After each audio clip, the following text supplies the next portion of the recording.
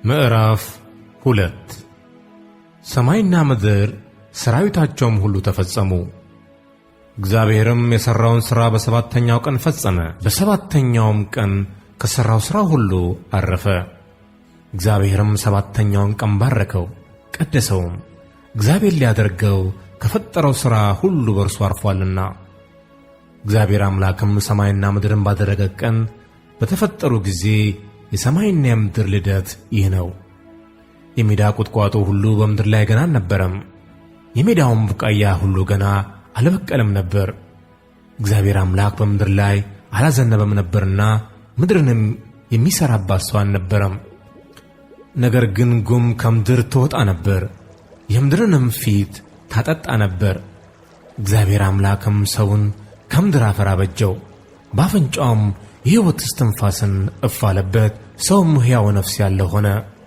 እግዚአብሔር አምላክም በምሥራቅ በዔድን ገነትን ተከለ፣ የፈጠረውንም ሰው ከዚያ አኖረው። እግዚአብሔር አምላክም ለማየት ደስ የሚያሰኘውን ለመብላት መልካም የሆነውን ዛፍ ሁሉ ከምድር አበቀለ።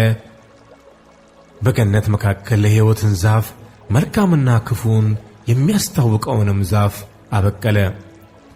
ወንዝንም ገነትን ያጠጣ ዘንድ ከዔድን ይወጣ ነበር። ከዚያም ለአራት ክፍል ይከፈል ነበር። የአንደኛው ወንዝ ስም ፊሶን ነው። እርሱም ወርቅ የሚገኝበትን የኤውላጥን ምድር ይከብባል። የዚያም ምድር ወርቅ ጥሩ ነው። ከዚያም ሉልና የከበረ ድንጋይ ይገኛል። የሁለተኛው ወንዝ ስም ጊዮን ነው። እርሱም የኢትዮጵያን ምድር ሁሉ ይከብባል። የሦስተኛውም ወንዝ ስም ጤግሮስ ነው። እርሱም በአሦር ምሥራቅ የሚሄድ ነው። አራተኛውም ወንዝ ኤፍራጥስ ነው። እግዚአብሔር አምላክም ሰውን ወስዶ ያበጃትም ይጠብቃትም ዘንድ በዔድን ገነት አኖረው። እግዚአብሔር አምላክም ሰውን እንዲህ ብሎ አዘዘው፣ ከገነት ዛፍ ሁሉ ትበላለህ፣ ነገር ግን መልካምንና ክፉን ከሚያስታውቀው ዛፍ አትብላ፣ ከእርሱ በበላ ቀን ሞትን ትሞታለህና። እግዚአብሔር አምላክም አለ፣ ሰው ብቻውን ይሆን ዘንድ መልካም አይደለም፣ የሚመቸውን ረዳት እንፍጠርለት። እግዚአብሔር አምላክም የምድር አራዊትንና የሰማይ ወፎችን ሁሉ ከመሬት አደረገ፣ በምን ስም እንደሚጠራቸውም ያይ ዘንድ ወደ አዳም አመጣቸው።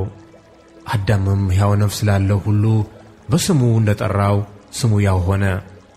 አዳምም ለእንስሳት ሁሉ፣ ለሰማይ ወፎችም ሁሉ፣ ለምድር አራዊትም ሁሉ ስም አወጣላቸው። ነገር ግን ለአዳም እንደርሱ ያለ ረዳት አልተገኘለትም ነበር። እግዚአብሔር አምላክም በአዳም ከባድ እንቅልፍን ጣለበት፣ አንቀላፋም። ከጎኑም አንዲት አጥንትን ወስዶ ስፍራውን በሥጋ ዘጋው።